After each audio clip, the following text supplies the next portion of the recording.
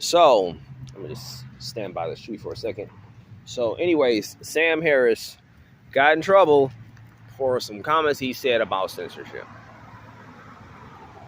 He was basically saying it was good to restrict the flow of information because it prevented Trump from getting in office. And yes, there was a conspiracy to, and said out of his pretty much out of his admission, he was saying yes, it was a conspiracy to do so, and it was a left wing conspiracy, but it's being reported by mainstream sources because Brian Stelter talked about it. Now, um, and he was just, and the reasoning behind why he thought Trump was bad wasn't necessarily um, the best reasoning cars politicians, because politicians are known to do dirty stuff, but the stuff he was saying was bad, wasn't nothing compared to, like, wasn't really that big of a, wasn't bad compared to some of the other stuff that is reported about when it comes to other politicians. We'll put it like that. So, anyways, uh, there's a lot of things that's involved with this. So there's um, A, the admitted conspiracy.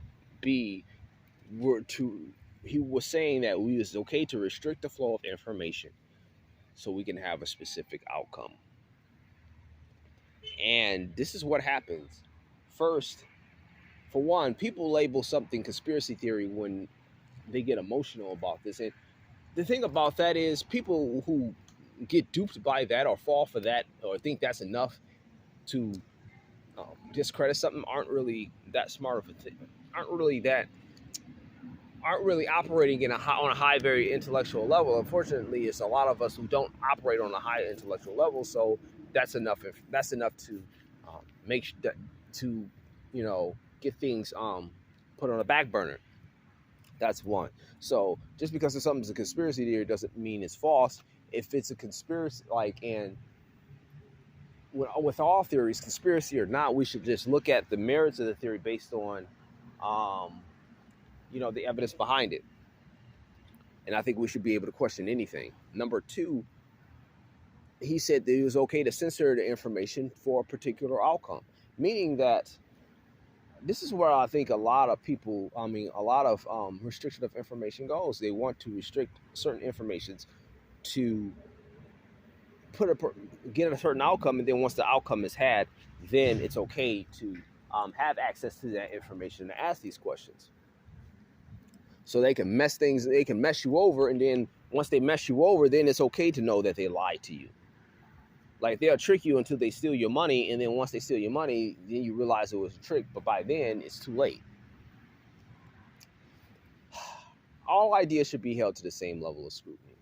It's good to question things. It's not good to take things for granted. We often do, but healthy questioning of stuff. Once you can't question something, once people are sensitive about certain questions when they're legitimate questions and it's a fair questioning, then once people get sensitive about that, then that's a red flag. That's a red flag. Now, there are some times when people are just being trolls and things of this nature, or they're not even holding all ideas to the same level of scrutiny. They're questioning idea B with level 10 questioning and questioning idea A and C with level 1. That's a legitimate concern. But all in all, we should be able to question everything and all ideas, because all ideas should be held to the same level of scrutiny. Oftentimes, when it comes to innovation and creativity, these things don't come from mainstream thought. These things come from people thinking outside the box. The people who are extremely rich, or extremely successful, and things of this nature are people who are outside the box. They either got outside the box wills, technique, or something like this. And when you come up with innovations like the TV or the microwave, you have to think outside the box and go against detractors and people who don't believe. Because this has never been done before, why can't we do it now, kind of thing. Anyways, so this is just something to be mindful for. Just because something sounds crazy, and when people start saying getting all sensitive about questioning certain things, this is a red flag, and this is where you should probably direct your questioning to. Just like when it comes to certain ideas with the virus and how it originated. First, it was not, you weren't, first it was just considered ridiculous that it came from a lab. Now it's considered a plausible theory. I don't really know if it actually been proven as from a lab, but is I know it's considered a plausible theory now. It's allowed people are allowed to think that. Or there was even a Saturday Night Live skit that was done with this where people was just talking, were just silencing themselves. It's like, is it okay to talk about it? Is it okay to talk about it? And that's real life, man. Like they do this in institutions all the time.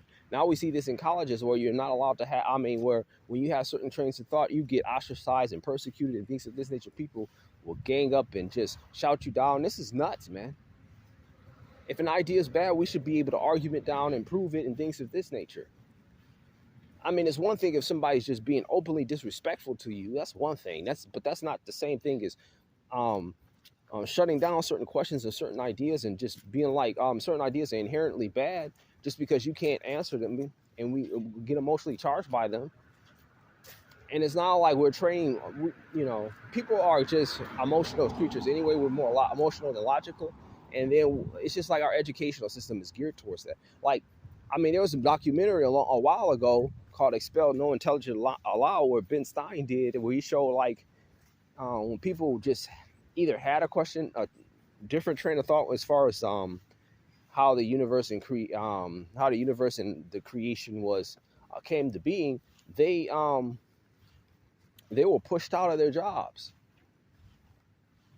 Like in the early 20th century, it was regarded the universe was always there, or even in around the early 20th century, I believe it was regarded that the universe was always there. But then science came. I mean, then when scientists looked at the evidence more and more, they realized that the universe had a beginning.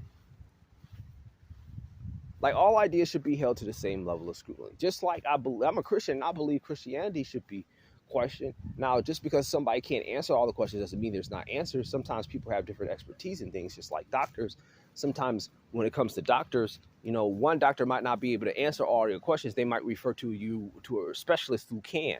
So that doesn't mean the doctor is stupid or they're hiding anything.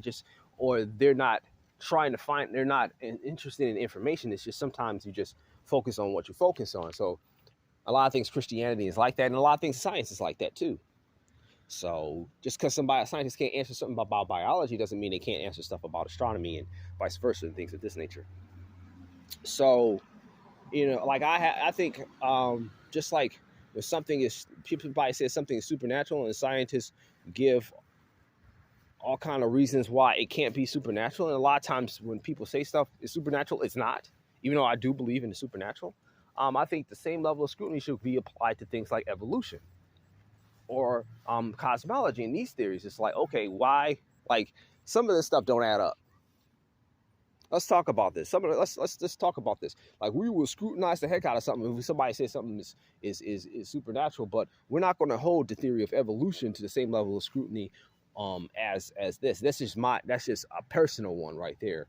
But and I'm not going to really get into why I have my problems with the theory of evolution, but on this video. But I'm just saying, all ideas should be held to the same level of scrutiny. And a lot of times, thinking outside the box is how we get progress and how we deal with things. And the fact that certain people be like, well, you can't question this or you can't ask this question because you're not part of this group of people is how is enabling bad behavior. And I think this is what enables our society and things to degrade, because certain people are willing to protect nonsense. And sometimes they're protecting nonsense because they don't want to deal with the problem. And sometimes they're doing it because they're knowingly part of the problem. But that's all I really have to say about that. I appreciate your time. Thanks for watching. It's just me rambling about what Sam Harris did and the implications of how just generally people who may seem level-headed actually aren't necessarily logical when it comes to everything, and a lot of times we're inconsistent when it comes to our principles that we say we believe in. But thank you for your time. Thanks for watching, and have a good day.